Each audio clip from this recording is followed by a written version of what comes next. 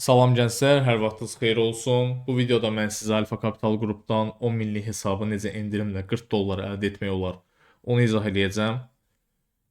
İlk başda biz keçid edirik Alfa Capital qrupa və burada Client Area hissəsinə. Hesabınız varsa sign in edirsiniz, hesab yoxdursa sign up hissəsinə registrasiya edirsiniz. Registrasiya normaldır, yəni hər hansı bir ekstra bir şey yoxdur. Ad, soyad, sadəcə burada doğum tarixi, nömrə, e-mail adresi, lokasiya, şəhər, pasport bu qədər. Bunları daxil edirsiniz. Mən indi buralara Tempmail vasitəsilə yəni hesab daxil edib ondan sonra sizə dashboardu göstərəcəm. Hesabı açdıqdan sonra account hissəsində, dashboard hissəsində daha doğrusu yuxarıda add account var, sağ yuxarıda.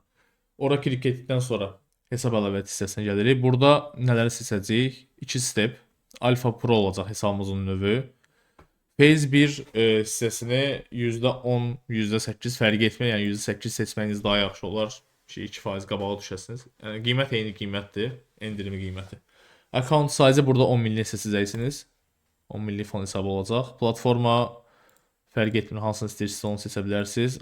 MetaTrader 5 tövsiyə edirəm. Gəldik əsas hissələrdən birinə, payout type məsələsinə.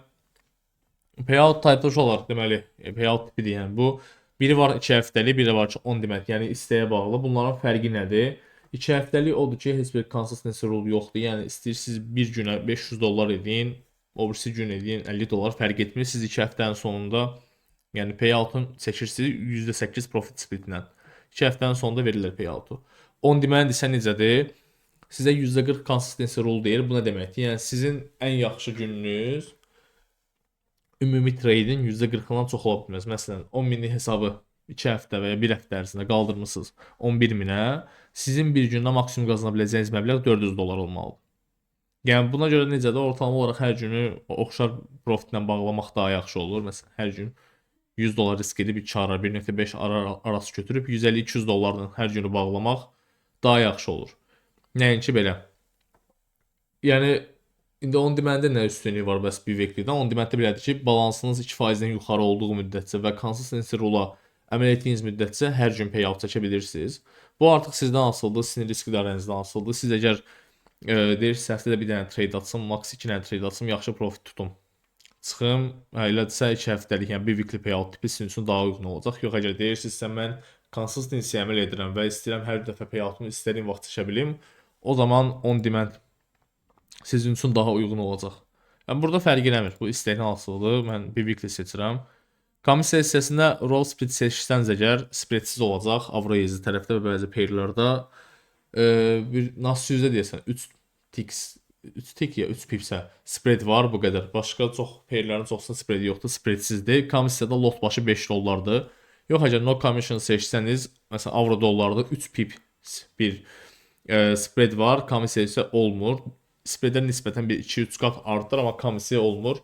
Əgər scalp edirsinizsə mən roll spread seçməyinizi tövsiyə edərdim. Mən şəxsən roll spread istifadə edirəm bütün hesabları. Amma yenə də bu sizin istəyinizə qalır. Əgər day tradersınızsa sizin üçün spread 3 pips, 5 pips çox bir əhəmiyyət kəsb etmir, amma komissiyanın olmamasını istəyirsinizsə no commission sizin üçün ən uyğunu olacaq. Mən burada roll spread seçəcəm. AI use nədir? Expert advisor, yəni bot dediyimiz bunların istifadəsidir. Bunu yes olaraq işarətləyirəm mən. Nəyə görə? Çünki position size calculator-da bir expert advisor getdiyinə görə onun videosu gələcək növbəti videoda. Necə istifadə olunur, necə quraşdırılır MetaTrader 5-ə. O da bir expert advisor getdiyinə görə yəni bunu aktiv etməyiniz sizin üçün hər halükarda daha yaxşı olacaq. Zaten qiyməti təsir etmir ki, yəni siz PSC işlədəndə sizə hər hansı bir problem yaranmasın. Və yekun olaraq belə əsas seçim hissələri bunlardır. Bunları seçdikdən sonra gəlirsiniz bu hissəyə. Baxın, kupon kod hissəsi. Normalda qiymət görürsünüz 147 dollardır. Kupon kod hissəsinə gəlirsiniz. Kupon koduna bu kodu daxil edəcəksiniz. Aşağıya deməli mən açıqlamaya verəcəm bu kodu. 10K for 40. Bunu daxil edirsiniz. Apply kodu vurursunuz. Və baxın, ümumi hesabın qiyməti 147 dollardan 40 dollara belə deyim, endirilmiş oldu.